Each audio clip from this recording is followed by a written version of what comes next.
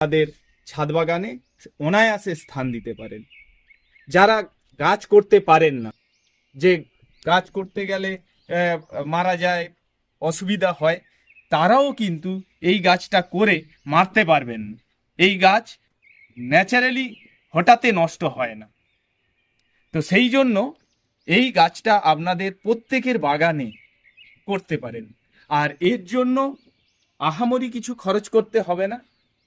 এর ডাল 5-6 ইঞ্চির মতো কেটে আপনারা যে কোনো মাটিতে, যদি ভালো মাটি চান তাহলে আপনারা যারা বাগান তৈরি করেন সেই মাটি বেলে দোআঁশ মাটিতে আপনারা করতে পারেন।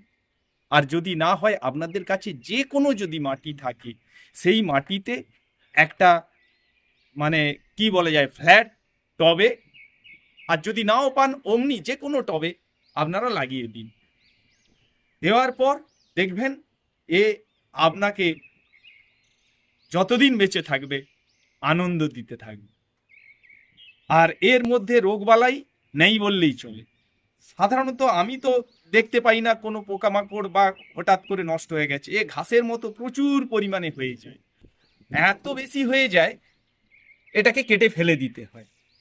তো সেই জন্য আপনারা এই যে ফুল গাছটা, এটা আপনাদের বাগানে অনায়াসে স্থান দিতে পারেন।